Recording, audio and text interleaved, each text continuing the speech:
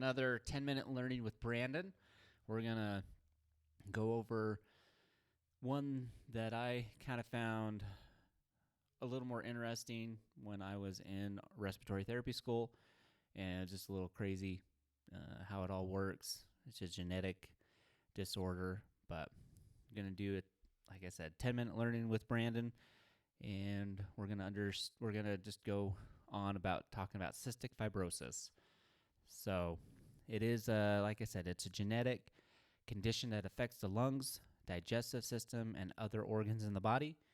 And we're going to explore some of its causes, symptoms, diagnoses, and treatment options. So should be good stuff. All right, so what is cystic fibrosis? It is a life-threatening genetic condition characterized by severe damage to various organs due to thickened and blocked mucus secretion. So we're going to check into some of its key facts, including its prevalence, genetic inheritance, and impact on affected individuals. So I just saw this quote when I was putting this slideshow together, and I thought it was good. So life is a balance of holding on and letting go. And I feel like I need to do a lot more of that, of holding on to the things that are important and letting go of the things that don't matter. And there really, truly are a lot of things that don't matter. So kind of keep that in mind. And if you can think of different things to make your life a little bit better because you can let go of it, I would do it 100%. And I like to say that a lot. All right. So how cystic fibrosis affects the body. So it's also called CF. So it results from mutations in the CFTR gene, leading to malfunctioning CFTR proteins that affect mucus production cells in the lungs, livers, pancreas, intestines, and sweat glands. We'll explore how this dysfunction causes thick, sticky mucus buildup, leading to respiratory infections, digestive issues, and other complications. Excuse me. So, yeah, we're not going to go too crazy into the genetic part of it. If you want some more information, because there are different types of, or I guess expressions would be the best way to say it, of the CF gene and how it relates to diseases processes in the human body. You can definitely search all that up. There's tons of research, papers, medical journals, scientific journals, all those type of things. So definitely feel free to do that. We're not going to get too far into that. This is more just overview. All right. So CF is primarily caused by inheriting two abnormal copies of the CF gene. So we're going to kind of look into that with this. And we'll get my pen going here. Putnam Square. That's what this bad boy over here is. Okay. So, you got a father. Oh, that's a carrier. A mother, that's a carrier. Their probability of having an unaffected son or daughter is 1 out of 4. Having 2 children be carriers out of the 4, and then there is that 1 out of 4 chance that you're going to get an affected child. So the probabilities, according to this, you get cystic fibrosis is not expressed. So these people that are carriers won't express that gene, that problem, and having CF throughout the rest of your life. And then, like I say, 25% really kind of that was going to actually have cystic fibrosis. So it's definitely good to find out if you have those, if you have a family history of it, getting genetically tested, number 1. 2, there's ways through various fertilization and IVF therapies and things like that to make it to where those kids don't have that gene, so they don't even have to express it. So really, if you think about it, if everybody does do that, we'd be able to slow the incidence of that and hopefully one day totally get rid of it. So it'd be something good.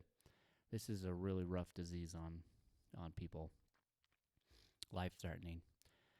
All right, so symptoms of CF vary in severity and include chronic coughing, recurring chest colds, wheezing, shortness of breath, salty tasting skin, digestive issues like greasy bowel movements or severe constipation. And then we're going to see how kind of these symptoms manifest and their impact on some of these people's daily life and everything. But as you can already kind of imagine, having a chronic cough and chest colds all the time with all these things, you're up for infections quite a bit, and you're going to be sick a lot more often than somebody that has the ability to be able to get rid of said sputum and mucus. I guess I kind of skipped over this just a little bit, but I do want to point out, and hopefully I'm not skipping ahead, but really in our lungs, we'll look at that more specifically. We have what are called cilia, and they kind of go up. They really are moving. They're kind of like hair-like cells, and they move all the secretions and all this stuff up and out so that we can cough the sputum, mucus, all that nasty stuff into our big airways and then out, and we don't have to worry about infection and having a hard time breathing, wheezing, all those type of things, because we're able to constantly cough that up. That's why when you clear your throat, you get all that stuff and you get it out. Now, people that have cystic fibrosis, their cilia, those proteins aren't working as well as they just don't work. So instead of the cilia going up like this to move things up and out, they stay still. They are not able to move anything up. And so what happens is mucus production gets created at a higher rate and a higher incidence, making it kind of impacting, and you're not able to cough and clear those things as easy as possible as what other people would be able to do. And thus it stays in their airways, able to, get infected, cause problems, lungs get wore out. And if you don't have lungs, you're not going to live very long. And so that's what the problem is. Another thing, and we may kind of touch on this a little bit, other parts of your body, so, you have your liver, pancreas, all those other kind of things, they have cilia like that as well that aren't working. Another place is for men, they're reproductive. So in their testes that are moving the sperm up to I'm not going to give a biology, but, prostate area, and be able to impregnate a female, that doesn't happen because those cilia are not moving the sperm up and out like it's supposed to. And so these people are definitely considered not fertile because they're not able to do that. And that's where IVF comes in, to be able to have children and do all that kind of stuff. So you still can have somewhat, have a progeny and everything like that. And like I said earlier, if you're going to do IVF, then you're able to control those genes a lot more, make sure that those sperm don't have the CF gene that's responsible for this, to where those kids can live a normal, healthy life, don't have to worry about that kind of stuff. All right. So diagnosis and screenings.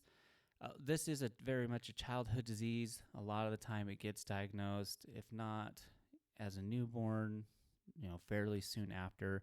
I don't think it gets missed much beyond that.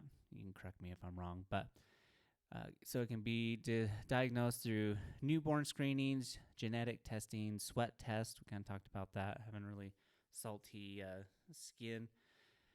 Nasal lining measurements. So we'll discuss the importance of how having early detection and evaluation at a accredited cystic fibrosis center for accurate diagnosis and management. that is super key. Definitely would look for those accredited centers and make sure that you're getting the best care that you need, your child needs, your loved one, and be able to keep them around longer. So, treatment options. There's no cure for CF,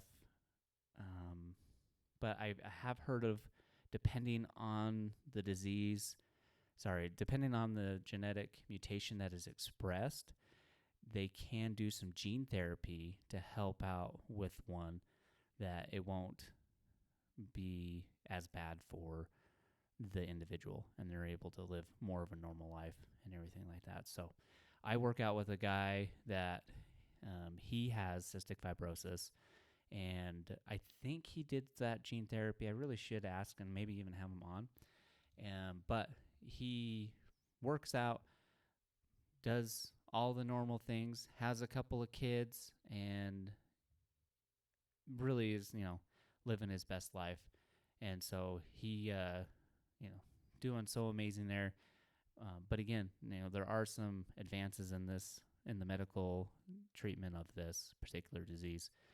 But treatments, otherwise, they focus on symptom management, just like anything that we're dealing with when it comes to respiratory diseases.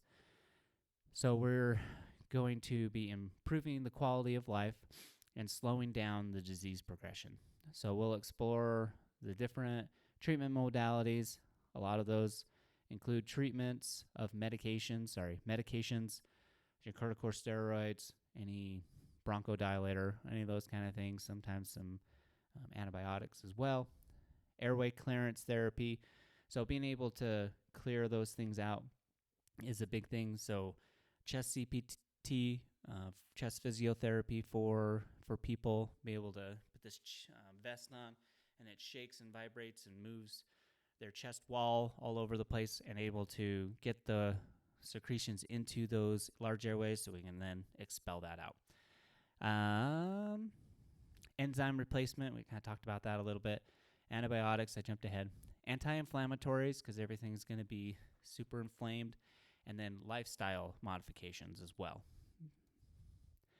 All right, so our management and strategies and resources. So these are, I pulled this from, the internet. I really did like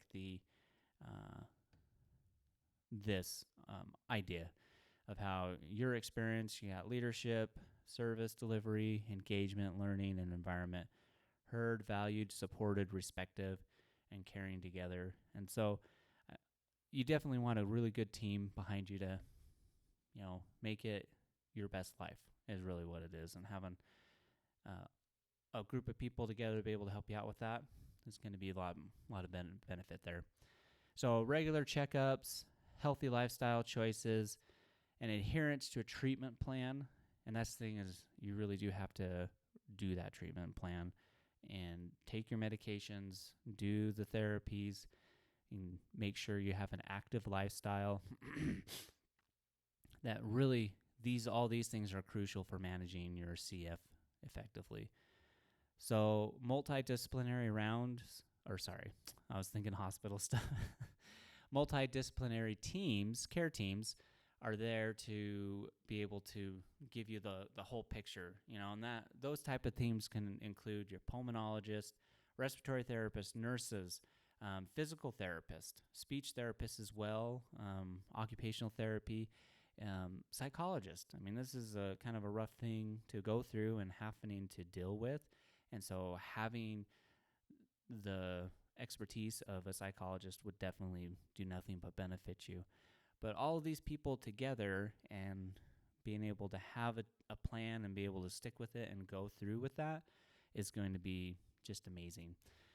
And you can live a lot longer than what you could 20 years ago. I think, I really should have probably pulled up certain statistics, but I just know that if you were over 20, that was a really, really long time living with cystic fibrosis. Other things you can do that I think I kind of skipped over as well is they have lung transplant availability as well.